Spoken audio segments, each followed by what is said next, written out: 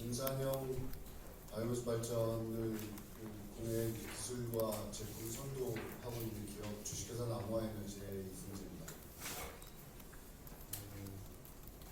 무엇보다 이런 기업체에서 참여하게 해주셔서 기술 추천측에 감사드리고요.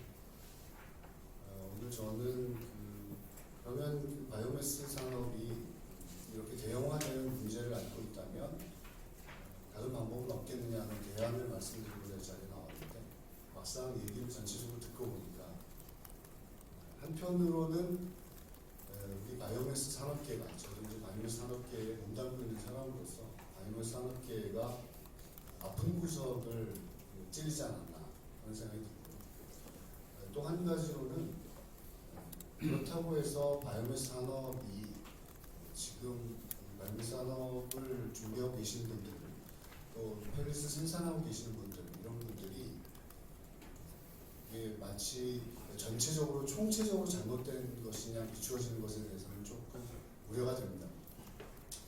제가 얘기하고 싶은 것보다는 오히려 이 국내 바이오매스 산업을 좀 방어해드려야 되겠다는 생각이 드는데, 그런 측면에서 제가 준비한 내용보다는 앞서 말씀하셨던 내용들을 가지고 좀 점검을 해봤습니다. 기실 국내에서 산림을 가지고 목재 펠릿을 만들고 무기층을 만드는 일은 생각보다 그렇게 쉽지 않습니다. 여기 지금 목재 펠릿 생산 업체도 나와 계시는데 1톤의 목재 펠릿을 규격에 맞춰서 생산하기 위해서는 거의 6개월 정도를 최적화 작업을 해야 하고, 그 원료를 얻어내기 위해서 전국 방방곡곡을 뛰어다니는 분들도 있죠. 그렇게 해서 오늘날 우리나라의 그 에너지 산업이 태동기를 맞아들은 겁니다. 그러면 이 임업계, 특히 이제 바이오매스 업계에서는 어떤 생각으로 이 바이오매스 산업을 끌고 갔느냐, 왜 바이오매스 산업이 중요하냐, 원리랄까요? 원칙을 좀 살펴봐야 되는데, 우리나라뿐 아니라 서유럽도 그렇고 전체적으로 바이오매스 산업에 대해서 주목을 하고 있습니다. 태양광이나 풍력으로는 한계가 있죠. 그리고 전기밖에 생산할 수가 없다는 단점이 있습니다. 그러다 보니까 24시간 전기를 생산하고 그리고 열을 생산할 수 있는 바이오매스 연병합 발전에 전 세계가 주목을 하고 있는 것이고, 그렇게 하다가 보니까 일부에서 바이오매스를 가지고 화력발전소에서 전기만 생산하는 일이 있다 보니까 오늘날 이런 문제가 좀 진행이 되고 있는 거죠. 그런데 바이오매스 산업은 왜 진행을 해야 하느냐, 이렇게 생각하시면 좋을 것 같습니다. 여기 그 임업계나 바이오매스 산업계에서 오신 분보다는 그렇지 않은 분이 많은 것 같아서 설명을 드리자면, 숲에서 나오는 나무는 숲을 더 가꾸기 위해서라도 나무를 생산하고 그것을 사용해야 합니다. 사용하는 방법은 물질로 사용하는 방법, 즉 합법물질 산업이나 페이퍼나 우리가 신문으로 만든다거나 이렇게 물질을 사용하는 방법이 있고요. 그리고 이제 에너지로 사용하는 방법이 있습니다. 그런데 숲에서 나무가 생산된다고 가정을 하면, 생산되는 나무는 원목, 그러니까 대경제들이 주로 대우를 받습니다. 우리나라도 이 대경제들을 길러내서 목재 산업을 일으키고 이것이 제품으로 만들어져야 임업이 선순환 구조를 가질 텐데, 아직은 큰 나무가 나오지 않는 실정이라서, 아까 벌기령 이런 얘기도 하셨는데, 벌기령도 우리나라는 40년 정도 된 나무들 에서 사용하죠. 그런 나무들이 우리 임업의 부가가치 중에서, 목재 생산업의 부가가치 중에서 큰 부분을 차지합니다. 그 다음에 이제 소경재죠. 15cm, 10cm 작은 것들은 버리는 것이 아니고요, 펄프나 제지산업에도 사용할 수 있습니다. 지금 그렇게 사용하고 있고요. 또 합판보드 쪽으로도 가고 있고요. 그리고 이제 마지막이 바이오매스죠. 숲에서 나오는 산물들, 이파리, 가지, 뿌리, 이런 것들을 흔히 바이오매스다, 그래서 부가가치가 작다, 규모도 작다, 이렇게 알고 계십니다. 그래서 목재 생산업의 구조는 역삼각형이죠. 대경제가 부가가치가 높고 소경제는 바이오매스다, 이렇게 알고 계십니다. 임업이 진행이 되면 대경제는 판장을 각재로 만들어주죠. 그리고 소경제는 재질을 만들기 위해서 사용이 되죠. 이 각 단계에서 가공을 하기 때문에 다시 바이오매스 부산물이 생기는 겁니다. 그래서 최종 생산물로 가게 되면 바이오매스의 양이 더 많아지죠. 즉 바이오매스를 전 세계가 주목하는 이유는 부산물을 사용해서 전기를 생산한다가 아니라 임업의 부가가치를 더 높일 수 있는 방법이기 때문에 사용하는 거죠. 다른 대경제나 소경제보다 오히려 더 부피도 많고 이거는 부가가치가 더 많기 때문이죠. 지금 국내에서 바이오매스 산업을 주목하고 있는 이유도 사실은 그것과 멀지 않습니다. 목재 생산업, 그 다음에 합판 보도 전부 BC 계산을 하면 1 이하지만 오직 바이오매스 산업만 1 이상이기 때문에 여기에 주목들을 하고 있는 겁니다. 그러니까 유럽 같은 경우에는 바이오매스 사용의 원칙이 정해져 있죠.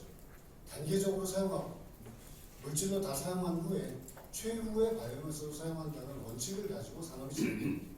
그러니까 독일의 경우를 예를 들더라도 연간 400만 톤의 캐파를 갖췄고 연간 300만 톤의 목재 펠릿을 생산하고 있지만 실제 생산되는 목재 펠릿의 원료의 90%가 제재소의 톱밥으로 만들어집니다.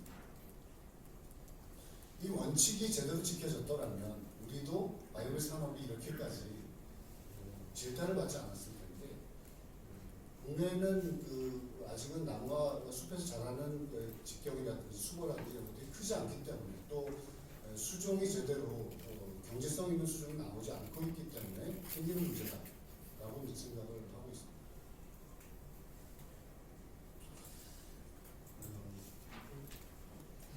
바이오매스 산업의 근본이 그렇다 하더라도 이제 저희가 오늘 토론하려고 하는 내용을 이렇게 쭉 들어보니까 아까 먼저 말씀드린 것처럼 아픈 구석을 찔린 것 같은 느낌이 없지 않습니다. 우리가 이 시점에서 돌아봐야 할 부분이 있다고 생각합니다. 재생에너지 산업은 게임으로 얘기하면 테트리스 같은 거라고 저는 생각합니다. 그러니까 갤러그가 아니고 그러니까 누군가가 하나가 폭탄을 가지고 적을 부수는 게임이 아니라 작은 조합들을 끼워 맞추는 테트리스 게임이 재생에너지 산업입니다. 만약 우리가 재생에너지 산업을 한 방에 해결하기 위해서 테트리스에서 가장 큰 블럭을 전체를 차지하는 블럭을 갖다 넣는다고 하면 나머지 빈 구석들을 채울 수 없게 되거든요. 그리고 작은 조각들은 필요 없거든요.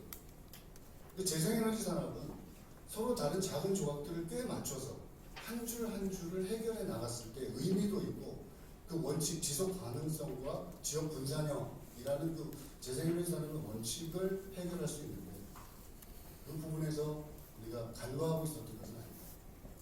그런 생각을 오늘 앞에 토론하고 발제해서 들게 됐죠. 제가 말씀드리고 싶었던 부분은 50페이지하고 51페이지, 52페이지에 들어있는데 지금 소개드린 것처럼 유럽연합을 기준으로 보면 이게 이제 펠릿 사용을 하는 나라들은 유럽연합밖에 없기 때문에 거의 다 뒤져봐요. 유럽연합을 기준으로 놓고 보면 목재 펠릿을 가지고 전기를 생산하는 비중은 매우 미미합니다. 그리고 발전소로도 숫자로는 매우 미미합니다. 그런데 이제 규모가 대단하죠. 드락스가 무려 600만 톤 이상의 목재 펠릿을 사용하기 때문에 실제 발전 비중이 33%까지 잡혀 있는데요. 그렇다 하더라도 전체적으로는 전부 난방에 사용하고 있는 연료다라는 것을 잊으면 안 될 것 같고요. 그런 측면에서 오스트리아도 좋은 예입니다. 오스트리아는 전국에서 돌아가고 있는 바이오매스 열공급 사업소가 2018개라고 2016년에 보고했습니다.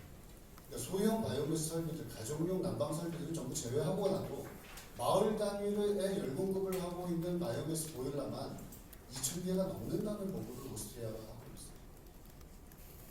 그래서 목재 펠릿을 사용해서 전기를 생산하는 것, 이 문제에 대해서 업계가 이것을 문제를 최소화하고 그리고 원래 취지였던 열공급 사업을 할 수 있는 방법을 살려주는 것이 적당할 것이다. 그리고 그 제도 개선을 모색할 때가 됐다라고 생각합니다. 또 한 가지는 열 사용 의무화를 그동안에 미뤄오고 있는데요. 일정 규모 이상의 건물이 지어지거나 신규 건물이 지어지게 되면 신재생 열 사용도 의무화해서 나무를 가지고 전기로 전환할 때 이게 일어나는 손실이 분명히 있기 때문에 최소한 나무를 가지고는 열 공급 사업에 사용하는 것을 우선적으로 제도화해야 된다고 생각하고, 그런 의미에서 산림청은 최근에 분산형 에너지 공급 사업을 준비하고 있고 내년 예산에 담아냈는데요.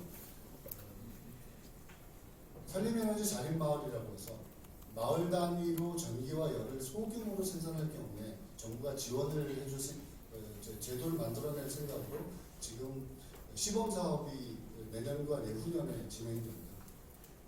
바이오매스 산업뿐 아니라 다른 쪽에서도 이 산림에너지 자립마을이라든가 이런 분산형 에너지 공급 사업에 관심을 기울여 주셨으면 하는 마음에서 말씀드렸습니다. 감사합니다.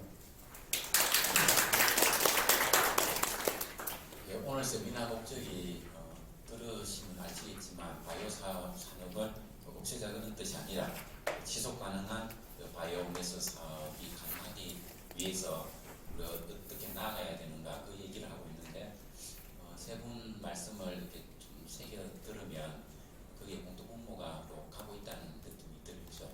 예, 토론문을 좀 제출을 안 하시는데 저는 산림청의 김종명 목재산업관장님이니까 말씀드리도록 하겠습니다. 예, 산림청 목재산업과의 김정민입니다. 과장은 아니고요, 담당 대장입니다. 저희 이제 산림청하고 관련해서 이제 나왔던 이제 발표문이나 예를 중심으로 말씀을 드리겠습니다. 저희 이제 산림청에서 대표적으로 추진하고 있는 정책이 미용 산림 바이오매스 정책입니다. 근데 이 정책의 추진은 여태까지 저희가 사례에서 숯가꾸기를 하거나 벌채를 하고 그 활용하지 않았던 부산물을 이용한다는 취지거든요. 근데 우리가 한 5년 평균을 내보니까 그 이용하지 않는 부산물이 한 400만 인당 정도가 이제 산에 방치되어 있었어요.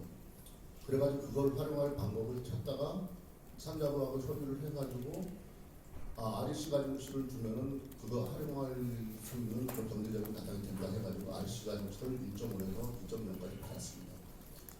그래가지고 저희가 미용 바이오매스 생산을 시작했는데 사실 2018년 후반기부터 생산을 시작했는데 아까도 이제 발표 자료에서 보셨겠지만은 목재 펠릿이 작년 같은 경우 300만 톤 정도가 수입돼가 발전으로 사용이 됐습니다.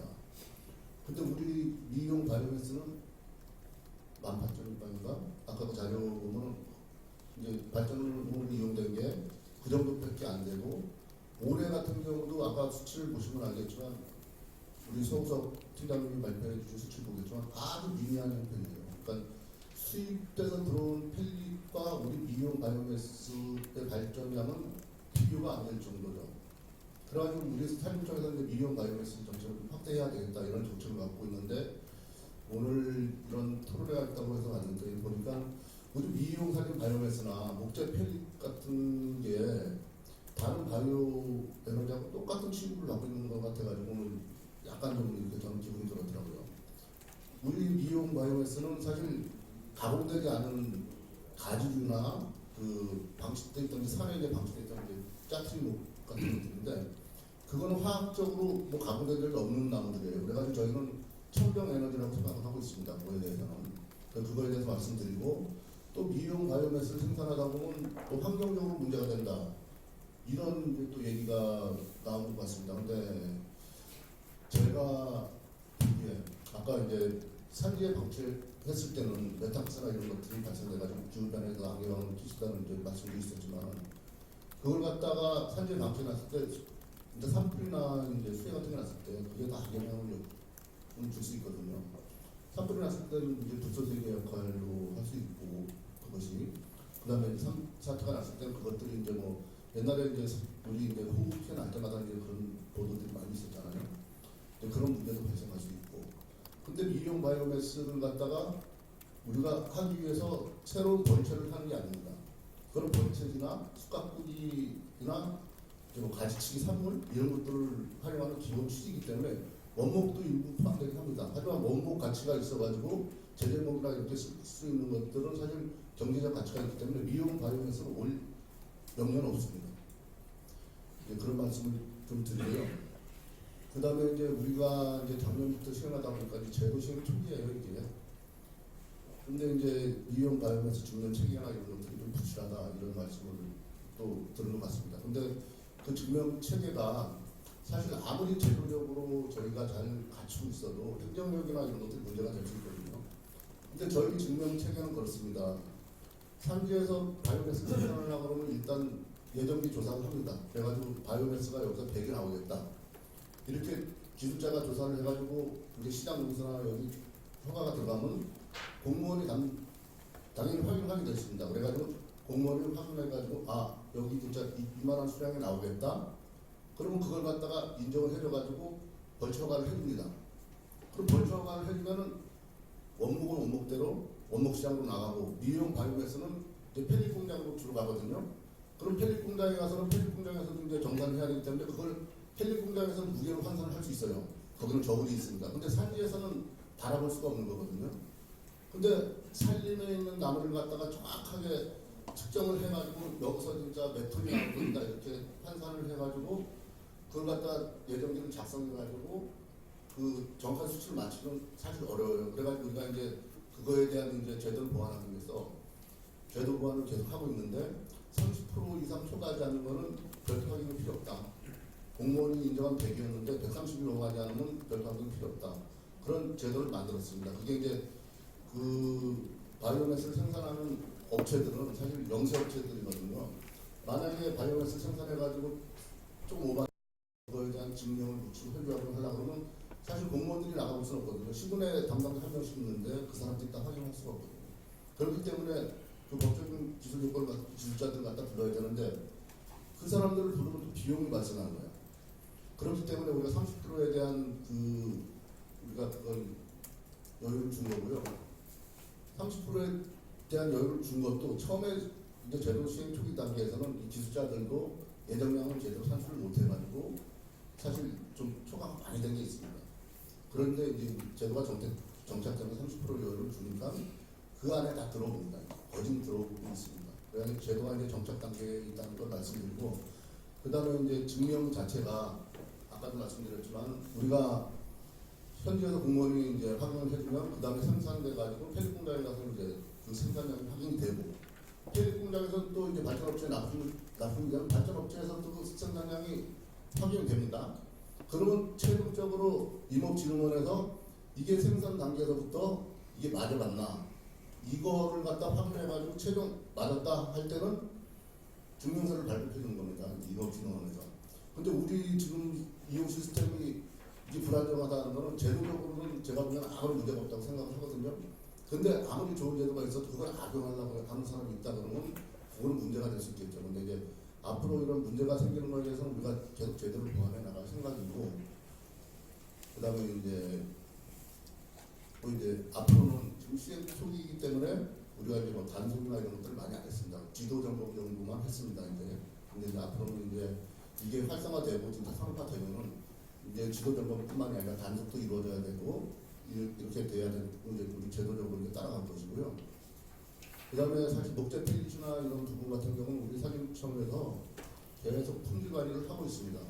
우리나라에서 생산되는 목재 펠릿 공장 같은데 1년에 몇 번씩 출원해서 무작위 샘플을 해가지고 검사를 해가지고 문제 있을 때는 행정적 조치를 하고 있으니까 그런 거에 대해서는 앞으로 행정력이 문제지 사실 우리가 의지가 없어서 못하는 건 아니다. 그런 말씀 드리고, 그리고 수입되어 오는 펠릿 같은 경우도 연간 한 200건 정도 우리가 무작위로 수료를 채취해서 그 성분 분석하고 있어요. 그래가지고 성분에 우리나라 기준에 맞지 않는 것, 사업 기준에 맞지 않는 걸 발전용으로 쓸 수 없다는 걸 바로 생활해서 바로 돌려보내고 있기 때문에 그런 거에 대한 염려는 많이 안 하셔도 될 것 같습니다. 그리고 이제 아까 이제 말씀드렸다시피 이제 아까도 말씀 나왔는데 좀 조립 물량이 줄고 있다. 우리나라 해마다 조립이 좀 어느 정도 쭉 돼야 임업이 어느 정도 유지가 되는데 조립 물량이 계속 줄고 있는 게 현실입니다. 그거는 사실 조립 물량이 준다는 것은 벌채 물량이 줄었다는 거거든요. 벌채를 해야 조립을 할 수 있는데 벌채를 못하는 거야. 지금 우리나라 임업계가 사실 좀 어려운 현실이거든요. 사실 다들 아시겠지만 모두 펄프업체가 지금 참 어려워요. 우리가 작년 같은 경우만 해도 35% 막 이상을 갖다가 펄프업체에서 우리나라 생산력 업무 사용해 줬었는데 요즘에 이제 뭐 저가 이제 뭐 동남아산 이런 것들이 들어오니까 가격 경쟁 부분에서 사실 진짜 어려운 게 사실이고요. 그다음에 이제 우리나라 이제 또 건설 경기가 좀 활성이 돼야지 이제 또 목재도 이제 사실 이렇게 어느 정도 활성화 되는데 우리 목재 지금 산업계는 조금 다운돼 있는 상태입니다. 조금이 아니라 좀 많이 다운돼 있죠. 그래가지고 좀 지속적인 관점이 좀 필요하고 그나마 그래도 그걸 소화해주고 있는 게 미용 바이오매스가 될 수 있다는 거 말씀드리고요. 사실 그 미용 바이오매스에 대한 REC 제도가 시행되면서 그 목재 펠릿 우리 국내산 펠릿 미용 바이오매스하고 사실 수입되온 그 싼 가격의 이제 펠릿하고 이제 가격 경쟁력 면에서 우리는 생산비가 많이 들 수밖에 없어요. 근데 걔네들은 이제 인건비나 뭐 동남아 물가 이런 20만 원 정도에 들어오면 우리는 하나 펠릿 30만 원 정도에 생산을 하는데 그게 경제적으로 지금 수입 펠릿을 뒤지고 있어요. 그래가지고 발전사에서도 경제적으로 어느 정도 이렇게 레벨이 맞춰져야지 우리 미용 바이오매스 많이 쓰려고 할 텐데 목재 펠릿 수입 효능을 갖다 쓰는 게 더 경제적이거든. 손쉽고 그래가지고 수입산 목재 펠릿이 너무 많이 사용되는 거에 대해서 진짜 좀 가슴 아프게 생각되고요. 그래 REC가 만약에 개정돼야 한다 그러면 저는 분명히 이제 국산 우리 제품하고 수입산 제품하고는 차이를 줘야 된다 이렇게 생각하고 그 환경적인 문제는 아까 메탄가스 얘기도 있었고 해서 국제적으로는 그 탄소 중립 에너지를 본다 그걸 좀 말씀드리고 싶습니다. 그리고 앞으로 그 우리 산림청에서 하는 미용 바이오매스 제도가 진짜 활성화돼가지고 우리 산림 융합 발전도 그렇고 우리나라 그 국제 시장에도 활력을 냈으면 하는 바랍니다. 이상으로 마치겠습니다.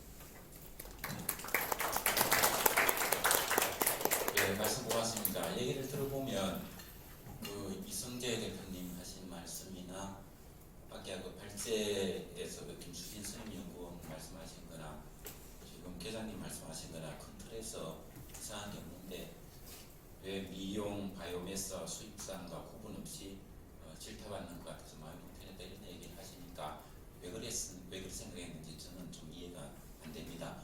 그 김수진 그 연구원님 발표한 것도 보면 지역적으로 지속 가능하게 운영되는 소규모 분산형 바이오매스 전소 시설의 경우에 적절한 보조 방안 모색이 필요하다 이렇게 제안을 했었고요. 또 그 밑에도 보면은 그 바이오 생산과 운영에 엄격한 관리가 요구되고 그 수량 품질 관리를 위한 엄격 기준과 감독조차 수립하고 이렇게 해서 우리가 지속 가능하게 국내에서 만들어지는 미용 바이오매스를 갖다가 좀 잘 사용하자 이런 말씀입니다. 그래서 산림청에 얘기하는 거와 오늘 얘기하는 거하고 별로 다르지 않는 얘기라는 걸 좀 말씀드리죠. 예. 그리고 이제 분산형 이제 에너지 자립마을을 저희가 이제 추진을 하고 있거든요. 그건 저희가 이제 산림청에 22년까지 한 4개소를 가서 시범적으로 그 설치해서 운영을 할 겁니다. 그래가지고 사업 타당성이 있다 하면은 이제 확대를 해나갈 거고 지금 선진 유럽이나 독일이나 이제 그 오스트리아 같은 경우는 이 바이오매스 생 바이오매스를 이용해서 이제 전력을 생산하는 게 원전 뭐 2기 수준까지 막 생산을 하고 있다고 해요 나라들도. 근데 우리나라는 이제 시작 초기 단계거든. 근데 이것도 우리도 빨리 시도를 해가지고 진짜 우리나라 국토 전면적의 63%가 산림이라고 하잖아요. 산림을 이용할 수 있는 방안이 마련돼야 된다고 생각을 합니다. 네, 근데 생각해 보면 우리나라 산지가 유럽하고 많이 달라요. 우리나라 산지가 좀 험하고 그래가지고 연간 한 400만 톤 정도 바이오매스가 생산되고 있다, 축적되고 있다고 얘기를 하지만 그 중에서 우리가 과연 얼마나 채취해서 사용할 수 있을까 생각해 보면 상당히 한계가 있을 것이라는 이런 점도 좀 염두에 두는 게 필요하지 않을까. 그래서 우리 지역에 맞는 그 외국에서 몇몇 국가에서 저도 많이 하는 것으로는 알고는 있는데 그거는 특별한 경우이고 그게 이제 우리나라 실정에 맞는가 이런 점에 대해서도 같이 우리가 의견을 나눠볼 필요가 있을 것 같습니다. 마지막으로 우리 환경운동연합의 그 이지영 국장님 말씀 듣도록 하겠습니다. 네, 안녕하세요. 환경운동연합 에너지 기후국장 맡고 있는 이지연이라고 합니다.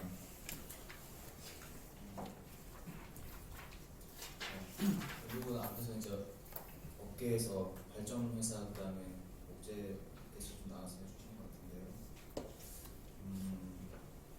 정책도 매우 중요하고 한에 비해서 좀 사회적 감시라든지 앞서 얘기한 것처럼 수많은 문제 제기가 이루어졌으면서도 개선이 매우 느린 그런 영역인 것 같습니다. 그런 점에서 시민단체에 함께 초청해 주신 데 감사드리고요. 일단 뭐 정부가 그 지금 표방하고 있는 재생에너지 성공 이용 정책을 내세우면서 풍력과 이제 태양광 중심으로 재생에너지를 확대해 나가면서 기존의 그 바이오랑 폐기물 중심의 재생에너지원에 대해서는 성찰하겠다, 뭐 반성하겠다 이제 이런 기조를 내세웠습니다. 근데 이제 앞서서도 뭐 재생에너지가 다양하게 믹스가 될 필요가 있죠. 서로 상호 보완하면서 나가야 되는데 바이오 에너지 특히 이런 바이오매스가 왜 제3의 재생에너지원으로 인정받지 못하느냐, 그만큼의 역할을 인정받지 못하느냐고 했을 때 기존의 그 바이오 에너지 정책이 그만큼 문제가 많았고 사회적인 지지, 이 시민들의 지지를 받지 못했기 때문에 또는 그 제3의 재생에너지원의 자리를 여전히 지금 인정받지 못하다고 생각합니다. 지금 RPS 제도라고 했는데 여전히 지금 이제 바이오매스가 많은 부분을 차지하고 있다고 했지만 이 RPS 제도라는 건 사실상 뭐 발전회사 여기 하면은 다 동산을 갖죠.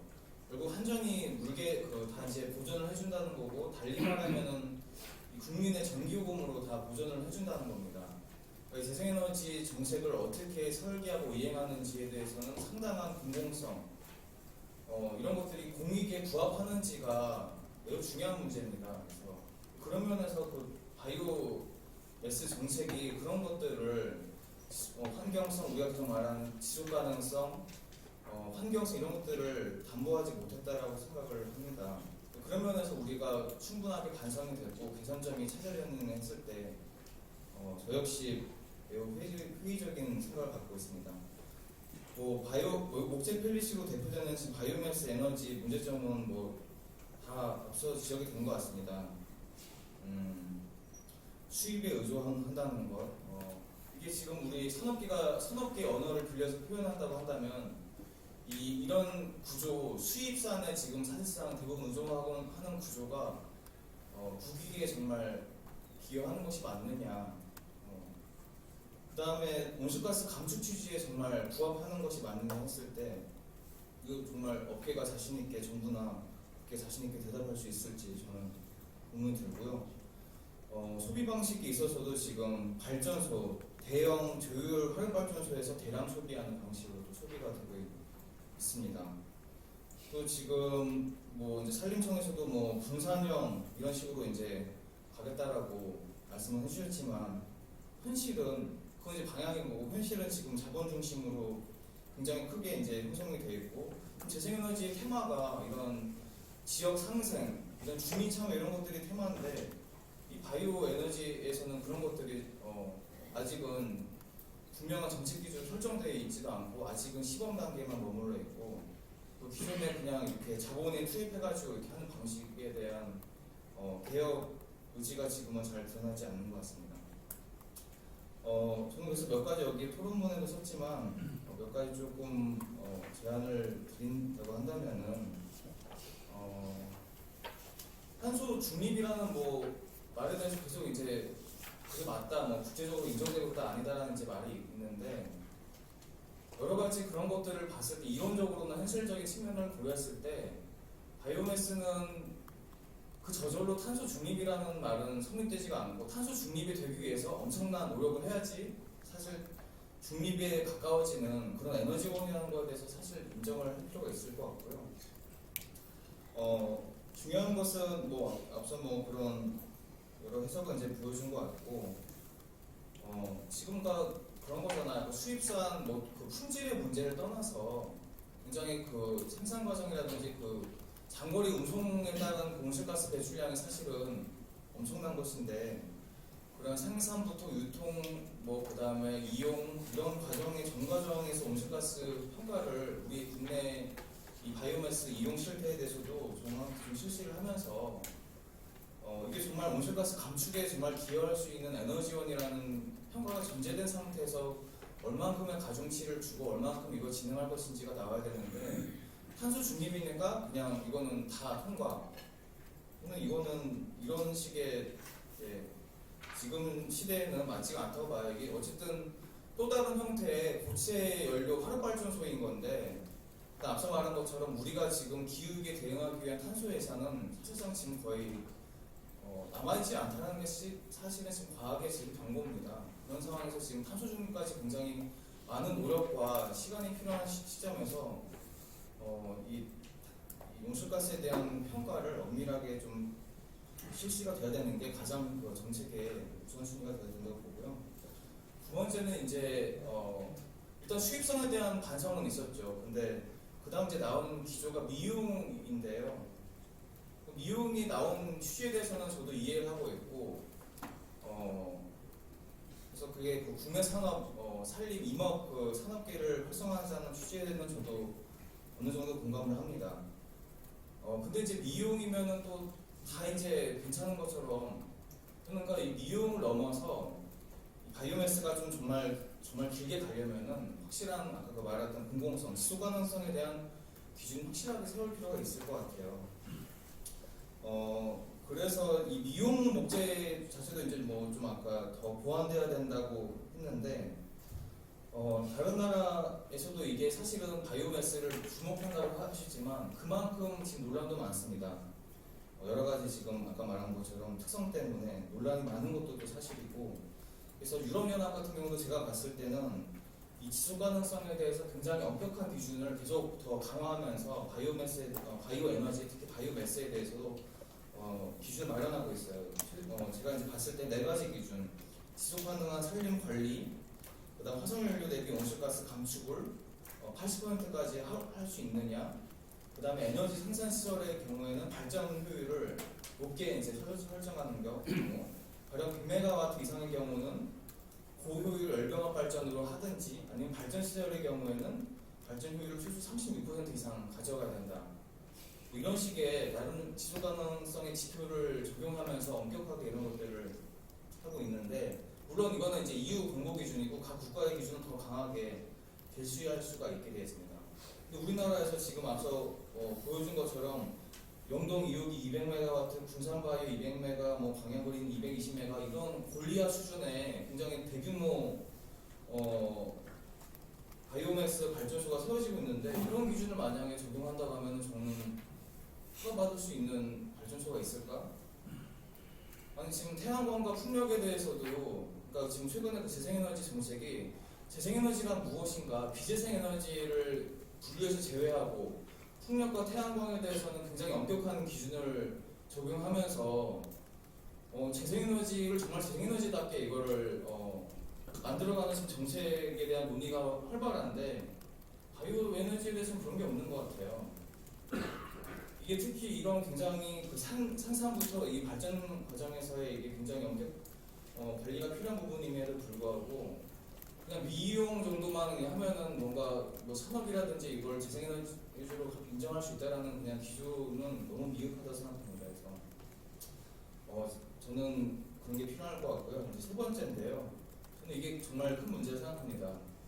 미용을 하면서 저는 그 국내 산업을 뭐 부흥하자라고 하는 것들이 하려고 하면은 저는 이거는 그 산림업계, 임업계에서 정말 정부랑 같이 협상을 해가지고 그런 기존에 대해서 이렇게 유예를 주면서 막 수입산을 계속 이렇게 엄청나게 떼우고 이런 것들에 대해서는 균형이 잡아야죠. 기존 새로운 미용을 활성화하려면은 기존 그 수입산 목재 펠릿을 이렇게 사서 이렇게 태우는 방식에 대해서는 확실한 일몰과 규제를 하겠다라는 그런 반성이 같이 들어가면서 그럼 미용을 우리가 한번 살려봅시다. 이제 우리가 이제 그런 것들은 규제할 테니까 이렇게 돼야 되는데, 굉장히 그런 경과 조치를, 유예 조치를 많이 주면서 기존 그 앞으로 세워질 발전소에 대해서는 또 그대로 또 인정해주고, 기존의 혼소 대형 화력 발전소에서 떼어난 혼소는 또 그대로 인정해주면서, 이렇게 되면 이렇게 되면은 또 국민의 신뢰를 얻을 수 없는 거죠.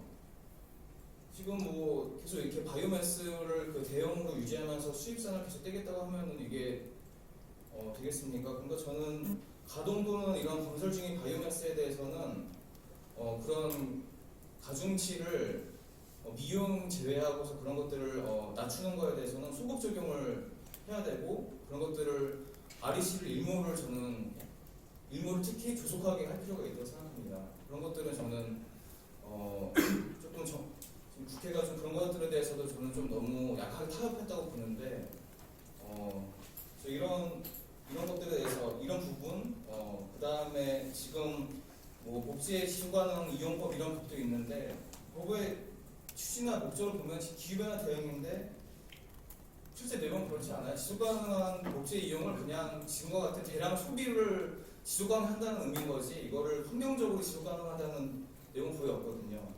그래서 앞서 말한 여러 취지, 그 다음에 이게 RPS 제도가 지금 발전회사가 그냥 의무화 노량을 채우겠다는 정책 구조이기 때문에 똑같은 바이오매스도 그냥 발전 방식으로 되고 있거든요. 그래서 뭐 많이 지적됐지만 이런 것들을 이 나무 에너지를 이용하는 최적의 방법은 열병합이라든지 열을 활용할 수 있는 방법인데, 이게 너무 RPS 발전 정책의 프레임 안에 갇혀 있는 이 정책, 이런 것들을 좀 해결해야 될 필요가 있어서 신재생 에너지법, 이런 목재 지속가능법, 탄소 흡수원법 이런 것들을 저는 총체적으로 개정할 필요가 있을 것 같고, 20대 국회 이제 얼마 안 남았지만 21대 국회에서 이런 것들을 받아서 지금부터 준비해서 개정할 필요가 있다고 생각하고, 시민사회의 그런 부분에 대해서 면밀하게 그다음 총체적으로 정책 제안을 해서 제도 개선이 이루어질 수 있도록 노력하겠습니다.